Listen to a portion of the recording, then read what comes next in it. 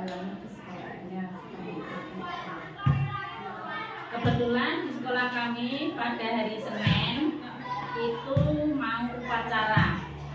Anak kelas 1, biasa anak kecil kan rebutan tempat.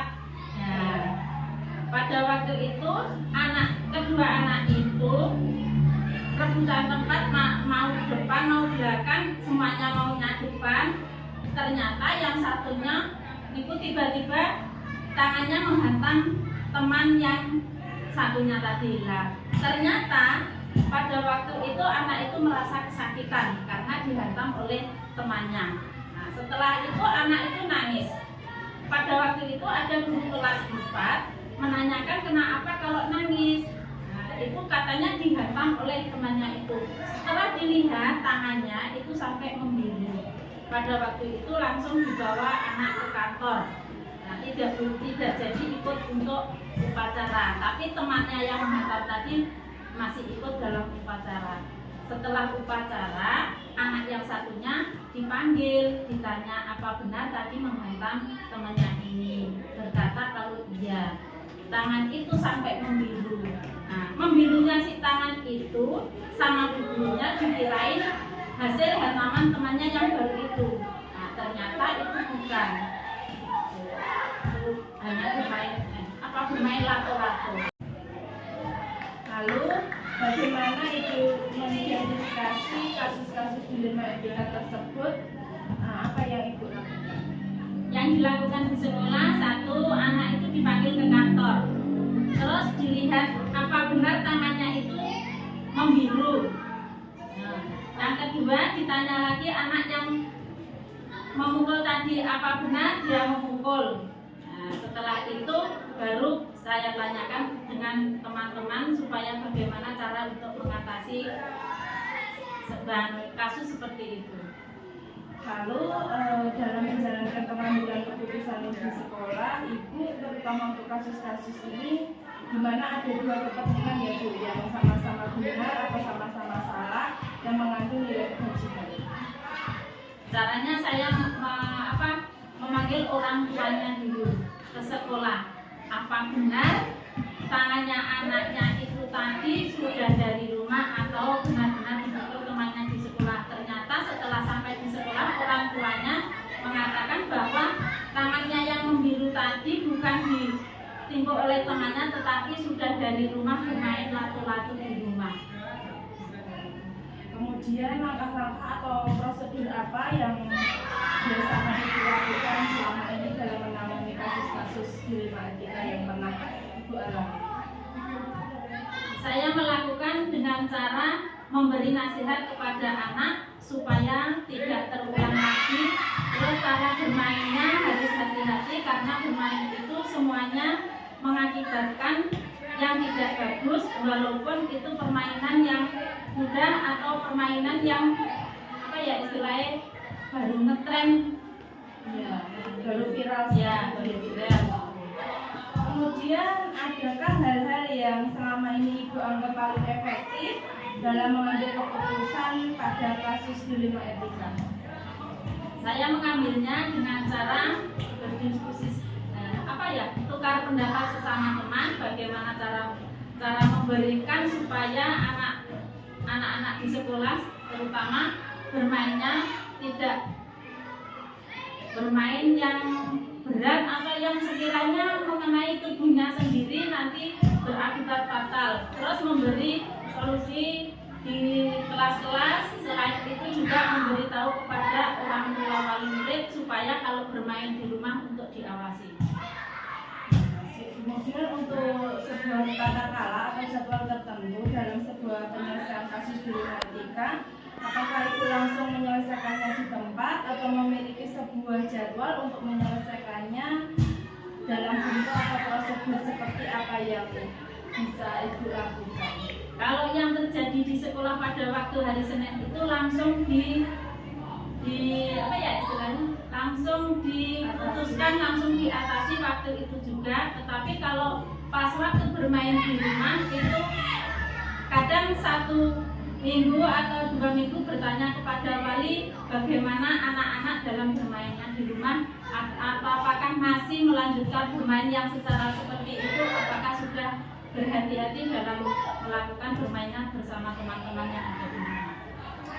Lalu adakah seseorang atau faktor-faktor apa yang selama ini mempermudah atau membantu ibu dalam mengambil sebuah keputusan? Kalau di sekolah itu bersama teman sejawat, bersama guru-guru, tetapi kalau yang ada di rumah tentunya dengan paling mudah yang ada di rumah. Lalu dari yang telah ibu sampaikan tadi, pembelajaran apa yang dapat ibu petik dari penanganan kasus-kasus tersebut? Terutama itu adalah pembelajaran kejujuran dari anak telah mengakui perbuatannya, terus yang satunya telah itu kenanya yang membiru itu tadi dari rumah atau dari benar-benar dari temannya yang waktu di sekolah. Terus selain itu juga memberikan kedisiplinan dalam bermain supaya tidak terulang lagi. Terima kasih Bu Nuni telah meluangkan waktu untuk saya sudah menceritakan kasus dilema etika yang sudah pernah Ibu alami, kemudian bagaimana langkah-langkah kemudian tantangan yang telah Ibu hadapi. Ini sangat membantu sekali Bu untuk saya, terutama untuk menyelesaikan tugas saya di dalam modul 3.1 yaitu tentang pengambilan keputusan. Sekali lagi saya terima kasih atas waktunya, karena hari sudah semakin siang Bu, ini anak-anak sudah mau pulang. Saya mohon maaf mau melanjutkan untuk pembelajaran kita. Sama-sama Mbak Lia, semoga tugasnya lancar, bisa dimengerti dan semuanya bisa dilaksanakan dengan mudah. Terima kasih Bu. Assalamualaikum warahmatullahi wabarakatuh. Waalaikumsalam warahmatullahi wabarakatuh. Warahmatullahi wabarakatuh. Waalaikumsalam warahmatullahi wabarakatuh. Selamat siang Ibu. Saya mau mengganggu waktunya Ibu sebentar. Ini mengenai tugas saya Bu. Jadi tujuan saya ke sini itu saya diminta untuk mewawancarai kepala sekolah tentang kasus dilema etika yang pernah terjadi di sekolah. Seperti itu. Mungkin Ibu dapat menceritakan kasus dilema etika yang seperti apa yang pernah Ibu alami. Kebetulan untuk di sekolah kita, sekolah kami itu ada kasus, ada kelas 1. Nah, anak kelas 1 itu ada yang sukanya kepada temannya, itu suka untuk istilahnya menekak gulu ataupun gemes. Itu kan gemes itu memegang pipi, karena yang dipegang itu adalah seorang perempuan. Anak perempuan kelas 1 itu memegang pipi. Kemudian kalau gemesnya keterlaluan itu juga memegang leher, itu sampai nekek lah. Anaknya kan menangis, yang dipegang itu menangis. Akhirnya kan ada yang matur ke kantor. Kemudian anak tadi setelah itu terus takut, tidak mau ke sekolah selama 2 hari tidak masuk ke sekolah. Akhirnya ditanya gurunya, guru kelas 1, katanya anak itu sakit. Akhirnya setelah 2 hari sudah selesai, akhirnya untuk guru kelas tadi kalau sudah sembuh untuk sakitnya harap masuk. Setelah hari ketiga anak itu tidak mau masuk lagi. Selama 2 hari katanya sakit, tapi hari ketiga tidak masuk, katanya takut kepada teman yang suka memegang pipinya tadi. Itu kasus yang ada di SD kami. Untuk anak tersebut itu anak yang suka memegang pipinya itu anak laki-laki memegang anak perempuan. Seperti itu. Kemudian bagaimana cara Ibu mengidentifikasi kasus-kasus yang merupakan dilema etika tersebut, Bu? Untuk kasus itu yang pertama untuk pribadi ya, untuk moral pada anak, menanamkan moral pada anak itu kepada teman boleh suka kepada teman, tapi tidak boleh bercolak-colek karena nanti akan mengakibatkan hal-hal yang tidak diinginkan. kemudian untuk anak itu diberi tindakan kepada dari guru kelasnya tadi, diberi tindakan untuk tidak diulangi lagi untuk yang anak laki-laki tadi. Kemudian bagaimana Ibu menjalankan pengambilan keputusan di sekolah Ibu, terutama untuk kasus-kasus dilema etika ini, di mana ada dua kepentingan yang sama-sama benar atau sama-sama mengandung nilai kebajikan. Untuk yang pertama itu untuk anak tadi ditanya, saya panggil ke kantor, kemudian ditanya, karena yang matur bukan anak itu sendiri yang matur kepada guru, yang matur adalah temannya itu, karena anaknya yang dicowol tadi kan menangis, tidak berani matur ke kantor, yang matur adalah ke teman yang lain. Kemudian anak itu dipanggil ke kantor.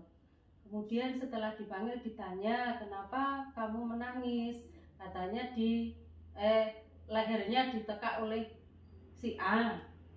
Akhirnya anak tadi yang nangis tadi sama teman yang matur ke kantor tadi ditanya, kemudian dia mengatakan bahwa anak itu tiap hari, bukan hanya satu kali Bu, beberapa kali untuk mencolek, memegang pipi saya dan juga untuk memegang leher sampai saya merasakan sakit, itu katanya. Kemudian langkah-langkah atau prosedur yang seperti apa yang Ibu lakukan selama ini dalam menangani kasus itu?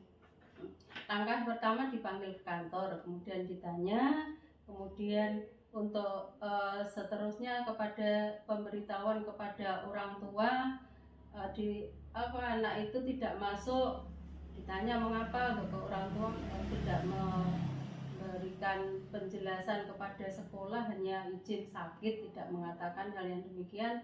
Ternyata anaknya berkata dicowol temannya tadi. Kemudian orang tua juga ditanya, kemudian dipanggil ke kantor untuk anaknya supaya masuk lagi. Yang anak laki-laki tadi juga diberi pengertian tentang berteman yang baik, diberi pengertian tentang suka kepada orang lain, itu tidak harus demikian. Kemudian ada hal-hal apa saja yang selama ini merupakan tantangan dalam mengambil sebuah keputusan untuk kasus dilema etika ini, Bu? Hal-hal yang kami ambil itu kita minta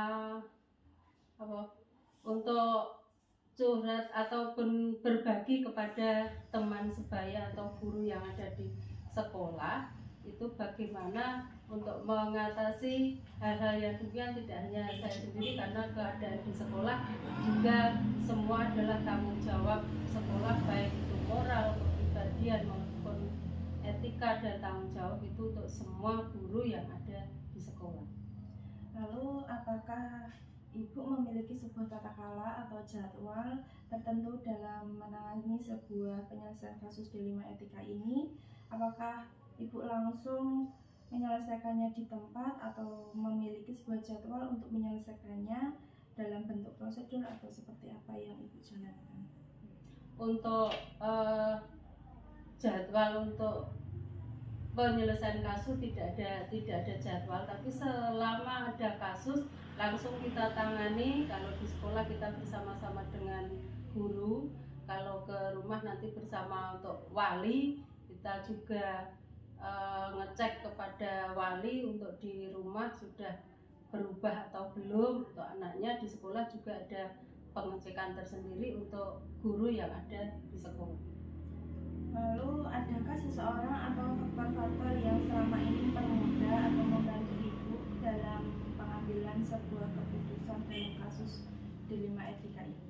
Untuk faktor-faktornya ataupun orang yang membantu itu juga semua guru yang ada di sekolah. Kemudian untuk pihak terkait, terutama untuk wali siswa, itu dalam ada kasus-kasus kita menyelesaikan, atau mungkin kasus yang menyangkut dengan masyarakat, bisa kita untuk selain wali kita juga mengkaitkan dengan pihak atau RT atau mungkin komite juga kita untuk bisa untuk menyelesaikan masalah di sekolah sepanjang itu tidak tidak mencari atau tidak bisa memecahkan masalah untuk solusinya bagaimana bisa kita selesaikan dengan guru-guru, dengan masyarakat, juga dengan wali, itu untuk wali siswa maksudnya, dan juga bekerja sama dengan komite sekolah.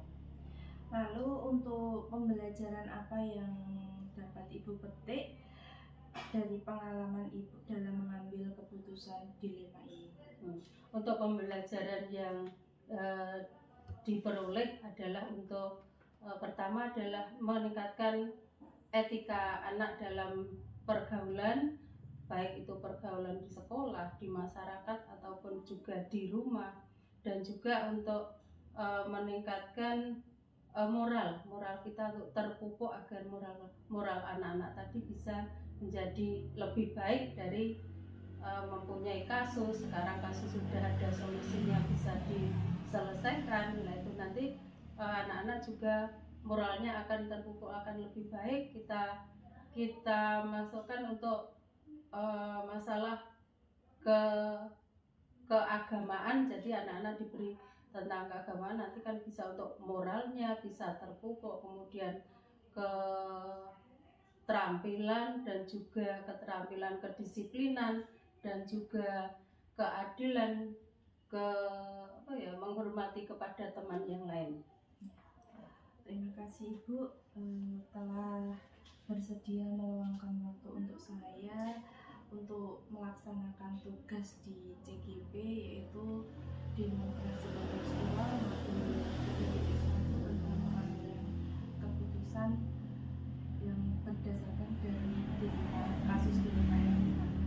Mohon maaf Ibu telah mengganggu waktunya.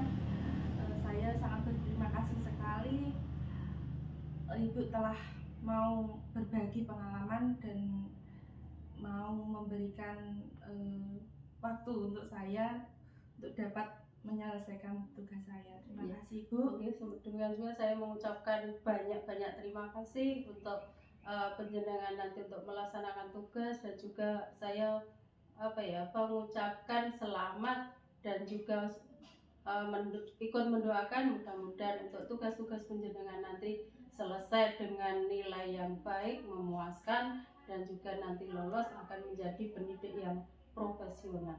Amin. Terima kasih Bu. Assalamualaikum warahmatullahi wabarakatuh.